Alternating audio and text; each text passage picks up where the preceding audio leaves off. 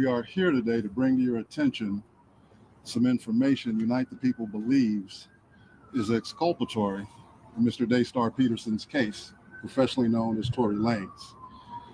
Recently, we've been made aware that a member of the media, Mr. Gianno Caldwell, was working on an op-ed for the New York Post regarding Mr. Peterson's innocence. During his work on that op-ed, he became aware of some information in Unite the People's possession regarding a statement that was given to Unite the People by someone with information relevant to that case. The New York Post recently reached out to the prior district attorney, George Gaston, Megan Pete and her representatives, and Kelsey Harris and her representatives. The only party that responded last week was Megan Pete's representatives with a request for more information. A few days later, Mr. Peterson's brutally attacked in his jail cell. Unite the People represents Daystar Peterson in his appellate process. We filed an appellate brief and a writ of habeas corpus on his behalf. The district attorney's office has already responded. The case is fully briefed. We're just waiting for the appellate court's decision. We were willing to wait for the appellate process to play out, but given that brutal, unprovoked attack, we felt it necessary to come here today to provide you with this information. It is our intention to make a request to the governor to either pardon or commute the sentence of Mr. Peterson, so that when he recovers from this attack, he's... Yo, welcome back to the channel, boy. I'm 618Cs, man. Look, we got Tory Lanez at the table today. As you can see, man, Tory Lanez, these people, they fighting for his freedom. They say Tory is innocent, man. But, man, we all knew it was some fishy in the game. So let me get right back to it. After we play this video, I want to go into, we going to talk about what Megan Thee Stallion's lawyers, they came back and released their own statement today as well. So I'm also going to talk about that. So let me get right back to it, man. I'm 618Cs. He's not returned to a jail cell, but that he's allowed to go home and recover. Not long ago, Unite the People was approached by a gentleman named Bradley James. Mr. James informed us he was working as the bodyguard and driver for Ms. Kelsey Harris during Mr. Peterson's trial. As such, he was in close proximity and he had privy to conversations she was having with her husband and others. Mr. James informed us he was not under a non-disclosure agreement or a confidentiality agreement and was free to speak with Unite the People, and that he was doing it because his conscience would not let him not speak and leave a man in prison for something he did not do. Mr. James informed Unite the People that he was a witness to the conversation Ms. Harris had, where she stated she had the gun, she fired it 3 times, Mr. Peterson grabbed her arm and knocked it down, and the gun fired 2 more times. In essence, Mr. Peterson never shot anybody, never even touched that gun, never fired the gun. This statement aligns with the statement of the only non-party witness to the case, Mr. Sean Kelly, who at trial testified he saw 2 women fighting, 2 men break up the fight, 1 man grabbed the other one's arm. Gunshots came from the passenger side. Passenger side is where Ms. Harris was sitting. This further iterates that Mr. Peterson did not shoot Ms. Pete, did not shoot at Ms. Pete, or did not assault Ms. Pete. It's just another irregularity in a list of irregularities in this case. For example, there were 3 potential suspects in the car that night, and yet the only DNA sample was taken of Mr. Peterson, even though unknown DNA was found on the gun. Why wasn't Ms. Harris's DNA taken? Or was it taken and the information simply never given to the defense? Why wasn't the driver of the car, Mr. Jaquan Smith's DNA taken? Or was it taken and again, simply not given to the defense? We don't know. It should have been taken, It is unite the people's understanding, regular LAPD practice at a crime scene like that. Anybody who's there, DNA is taken. Another irregularity. Why, at Ms. Harris's police interview, was a non-lawyer, non-family member record company executive allowed to participate? Word. Highly irregular situation. Normally, we see cases, strangers are not allowed in these things, but it was in this case. All of these things point to the highly irregular nature of his trial and his conviction. It is our contention that he was wrongly convicted. And while we at first were willing to let the process play out, it is our contention now that if he is not pardoned or released promptly, he may never come out. And that would be the ultimate injustice, is that he gets killed in prison for something he did not do. At this time, I'd like to bring up Mr. Gianno Caldwell, media member who was working on that op-ed for the New York Post. Thank you. Thank you, Walter. Good morning. Thank you for coming today. My name is Gianno Caldwell. That is spelled Gianno, Caldwell, Caldwell. I am the founder of the Caldwell Institute for Public Safety at caldwellinstitute.org. I am also a member of the press for almost a decade now. I've been looking into Daystar Peterson's case for almost 6 months now, professionally known as Tory Lanez. And after reviewing the evidence, the reporting, and the legal analysis, I've come to the conclusion that Tory Lanez was railroaded by the former district attorney, George Gascon. He was also wrongly convicted. I believe if Jesus Christ was Tory Lanez's attorney, George Gascon would do whatever in his power to ensure that Tory Lanez lost that case. Tory Lanez's defense team have alleged the withholding of exculpatory evidence, prosecutorial misconduct, among other issues that I was compelled to write an opinion piece for the New York Post. It is true that last week, the New York Post editors reached out to 3 parties, one being George Gascon, Megan Pete's team, and Kelsey Harris. It is also true that Megan's team was the only ones that responded back for that request for comment. I had some glaring questions, and that was the reason for this op-ed.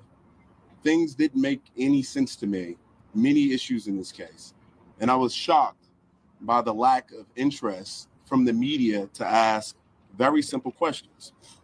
There were multiple people with gunshot residue on their hands that night. Why didn't all individuals have the residue tested, their DNA tested on the weapon? That's a legitimate question. According to the prosecution, Tory was excluded from the clip of the gun. And according to Tory's defense team, they said DNA analysis showed that there was a 0.01% chance that Tory touched the actual gun itself. Another piece that stood out to me, the call that the prosecution alleged Tory made confessing to a crime. I listened to that call. I'm sure many of you have as well. I didn't hear a confession. But what really shocked me about it is if my best friend was shot maliciously by someone just 2 to 3 hours before, I wouldn't have answered the call, or if I did, I wouldn't calmly have a conversation with the individual of it. And certainly I would ask, why did you shoot my friend? And more importantly, I would never have given you my current location out of fear of you finishing the job. That was something that stood out to me. I also, in my op-ed, discussed Kelsey Harris pleading the Fifth Amendment. She wasn't accused of anything by Megan Pete or the police, and to my knowledge, she wasn't under any investigation. So why plead the Fifth? What also shocked me is the prosecution gave her immunity. For what? What did she do? Is there an allegation of her doing something? I'm not aware of that. Maybe some of you can answer that question today. During the time of trial, George Gascon, just to take you back to where we were at that particular point, he had just barely won a recall attempt. He lost support in many key demographics of voters. Crime was up in Los Angeles County. And this case would have been a silver bullet for him potentially winning. His policies obviously were bad and people were harmed. So that didn't happen, and thank God it didn't happen. At the heart of this injustice is the misuse of gun enhancement charges, a sentencing tool intended for the most dangerous and violent offenders. In Tory Lanez case, these enhancements were not supported by evidence. But George Gascon, interestingly enough, who is someone who regularly would drop enhancements or not recommend them, chose to provide enhancements to Tory. And in his case, in any given situation, according to legal analysts I've spoken with, he would do 1 or 3 years if he did it without the enhancement. Dang, man, that's crazy. Look, I ain't gonna lie. It's something. You smell that? You smell something? I smell something. I smell something fishy going on, man. There's something fishy going on. Free that man. Free that man. Free Tory Lanez, bro. It's something fishy going on. I'm telling y'all, bro. Look, just to reframe what they were saying, right?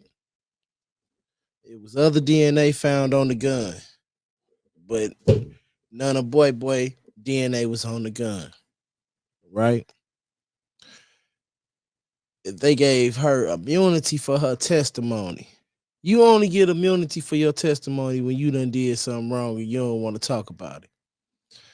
You only plead the fifth when you did something wrong and you don't want to talk about it. I heard they took the witness and he was missing for the whole duration of everything when it first went down, the interviews and everything, and they got him out the country. Why was a record executive able to go to the police interviews? That ain't never happened, but that's Roc Nation. And you know Roc Nation gonna do whatever they can, and whatever they want to do to move the agenda. See, we think about Roc Nation, we think Jay-Z, right? But Jay-Z just a moving piece. Jay-Z just a pawn. There's people above Jay-Z and they moving. Like, you know, Jay-Z, as Dame Dash always say, he a specialty at using those folks' money. So as long as he using those folks' money and borrowing those folks' money, like, he got to do what them folks say. So, but that's a whole nother story for another day. But it's something real fishy going on, man. They need to free that man. I ain't gonna even lie to y'all, man. I say free Tory Lanez, bro. This is crazy. Like, it seemed like the railroad, and then this guy coming out saying like he got a guilty conscience. You got a guilty conscience because bro got shanked got poked in a joint. That's why he got a guilty conscience.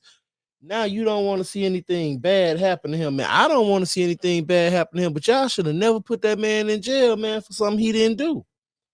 And I just felt like even back then when it all first went down, I felt like it was more to this story and she was lying and they doing my man wrong. They was railroading that brother, man. And I just feel like they was dead wrong, man. They was railroading Tory Lanez, and that ain't cool. And they need to free that man because he can mess around and lose his life in this. So Megan Thee Stallion's attorneys responded to all of this. Let's see what they had to say. It say right here.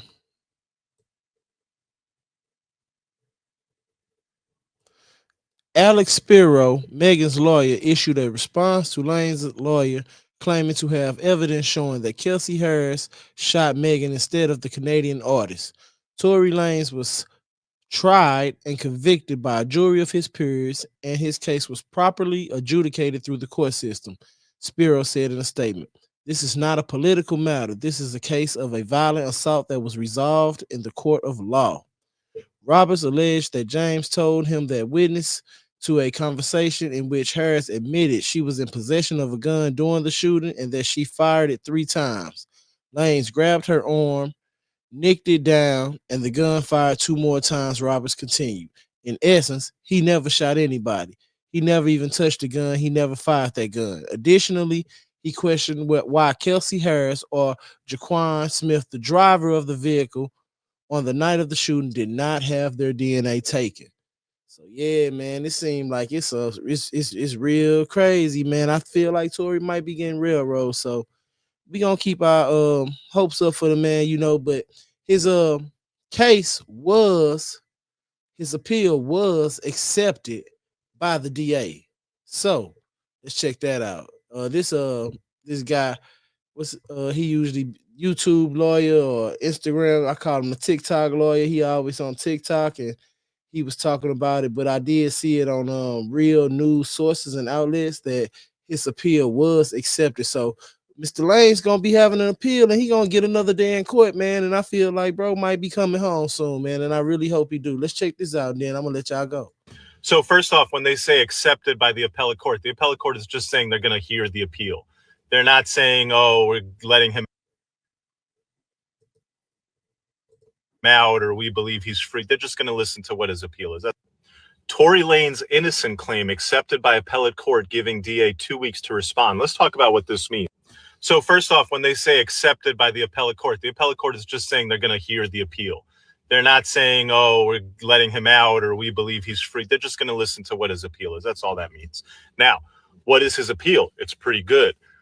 It's been made in a couple different ways, and you have to understand the different court processes that are involved. One, they asked for a new trial on the basis that there's this evidence, the affidavit from the driver. The driver could take the stand and testify he was working security that night. He was the only one not drinking at the party. He saw two women fighting. He saw Kelsey with the gun. He saw Tory trying to break up that fight. And y'all threw Tory in jail and never charge any of the two women. That's what Quan would have said if he took the stand, according to his affidavit. Now, the court in the appeals case said, yeah, but we can't give you a new trial because Quan was in court and your lawyer said we're not going to have Quan testify. So that's on you. But this is different. This is a writ of habeas corpus. In Latin, it means bring me the body. It's a Hail Mary. It's a writ of last resort. It's what the courts have set up so that if you tried to appeal on every other basis, you can always tell the court to bring me the body and just see what the hell's going on here. And you have to have a very good argument for what the hell's going on here. Their very good argument. This is actual innocence. Whether or not I tried or I could have or I should have, I'm innocent. Let me. Tory Lanez innocent claim accepted. And there it is. I feel like with the things that we heard today and these new discoveries that I feel like they can prove his innocence. Now, my question was, why wasn't his innocence proved in court? I ain't really followed the trial that much, so I don't know. But from what I heard that it was a lot of dirty play. And like I say, the key witnesses, they didn't show up, people, or they didn't testify, things like that. So we gonna see, man. We gonna keep our ear to the streets. We gonna keep our ear to the bandwidth, and we gonna find out what's going on with this, man. Look, if ain't nobody told you they love you, I'm 618Cs, man. If ain't nobody told you they want to see you win, man, I'm 618Cs, man. And I definitely want to see you win. I definitely love you, and I appreciate you for watching this video. Do me a favor, hit that like button, subscribe, man. If you're new to the channel, I need them subscriptions. Hey, and then watch one of these other videos so you can see some more of my content, man. I'm right here, man. I'm out, man.